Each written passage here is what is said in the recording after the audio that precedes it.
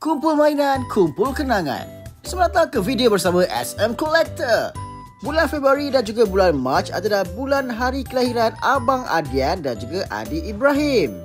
Jadi memandangkan hari jadi mereka ni dekat-dekat, jadi kita sambutlah sekali dan raikan abang dan adik dalam satu majlis. Pada pagi tu kami sempat pergi ke kedai mainan sebab nak beli hadiah, tapi abang dan adik tak tahu hadiah apa yang abah beli. Kita nak buat surprise lah tu. Sementara semua orang tengah sibuk beli barang persiapan birthday celebration ni, kita bagi abang dan adik main dekat playground ni. Barulah mereka terleka seketika sementara kami menguruskan persiapan yang lain.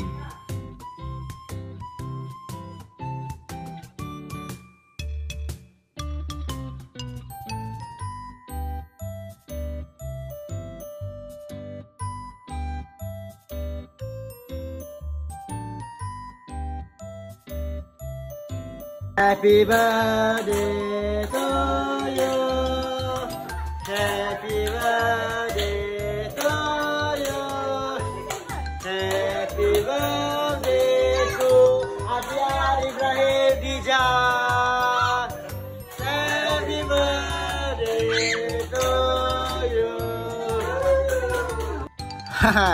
Adik Dija ni berdiri bulan Julai, tapi dah ala-ala kita buat sambutan, kita sambut sekali lah bagi semua orang happy.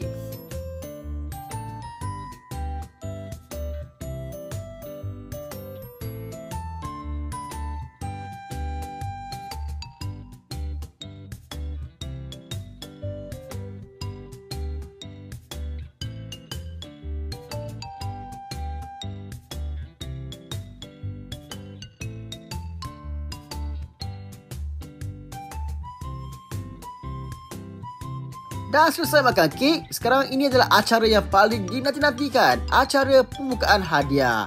Seronoknya Ibrahim, teruja betul. Nampaknya abang dan adik dapat Mario Kart Racing Deluxe Set. Memang besar guys. Ini adalah permainan Mario Kart yang boleh dimainkan oleh 2 orang.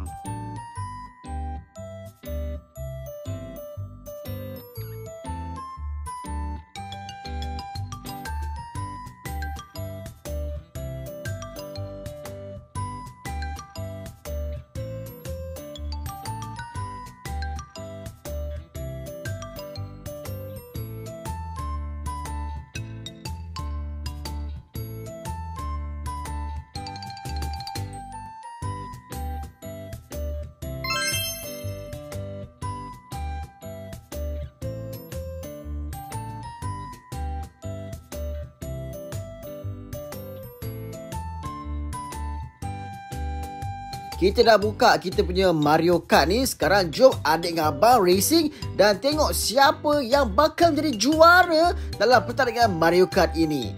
Perlawanan di antara Mario menentang Luigi.